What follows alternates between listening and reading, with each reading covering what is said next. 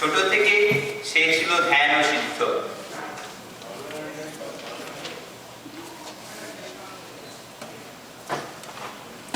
একদিন ক্লাসে মাস্টার মশাই পড়াচ্ছেন আর বিলে বন্ধুদের সাথে গল্প করছে। যখন মাস্টার মশাই পড়া ধরলেন তখন কেউ ঠিক উত্তর দিতে পারল না। তখন উনি বিলিকে জিজ্ঞেস করলেন,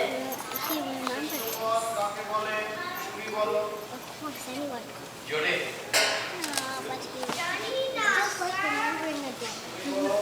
That's how to read.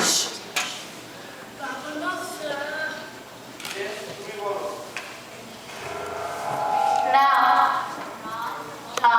Kolkata Delhi. Adjective যেমন রাম ভালো ছেলে, এখানে ভালোটা হলো বিশেষণ। Adverb যেমন রাম খুব ভালো ছেলে, এখানে খুবটা হলো বিশেষণের বিশেষণ। খুব ভালো, তুমি বসো, বাকিরা সব কাজ করে দাঁড়াও। তোমাকে তো দাঁড়াতে বলিনি। আমি কথা বলে ওদের বিরক্ত করছিলাম, তাই আমারও দাঁড়ানো উচিত। ঈশ্বর তোমার মঙ্গল করুন।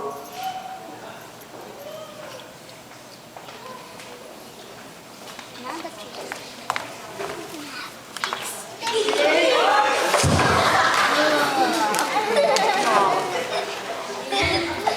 বিলের পাড়ায় লোকের বাগানে একটা চম্পা গাছ ছিল।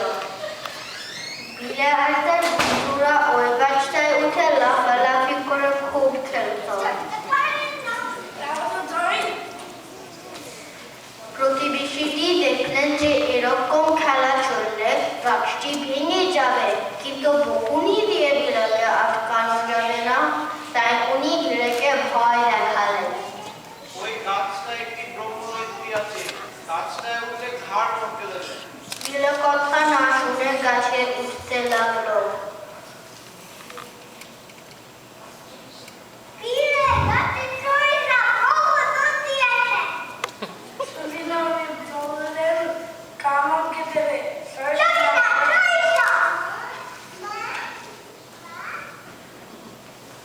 কেউ কিছু বললেই বিশ্বাস করতে হবে নাকি?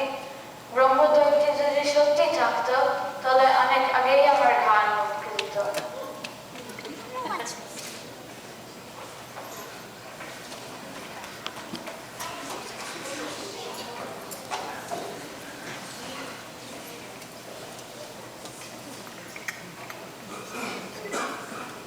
একদিন বিলে আর ওর বন্ধুরা ধ্যান খেলা করছিল। বিলে চোখ বন্ধ করে এক করে ধ্যান করছিল, কিন্তু ওর বন্ধুরা মাঝে মাঝেই চোখ খুলে এদিক ওদিক তাকাচ্ছিল। এমন সময় ঘরে একটি বিষধর সাপ ঢুকলো।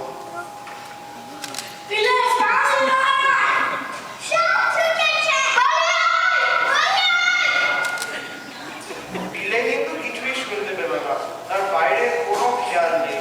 সে এক মনে ধ্যান করেই চলল।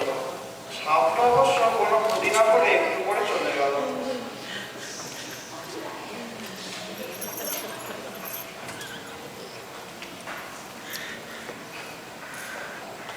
6 বছর বয়সে নরেনকে স্থানীয় এক পাঠশালায় ভর্তি করে দেওয়া হয়। নরেন পড়াশোনা করতে ভালোবাসতেন।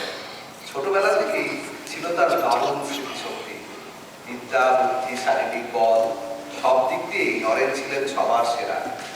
তার মধ্যে সহজাত নেতৃত্বের ভাব ছিল বলে বন্ধু বান্ধবরা তাকেই নেতা হিসাবে বেছে নিতেন। 1879 খ্রিস্টাব্দে মেট্রোপলিটন স্কুল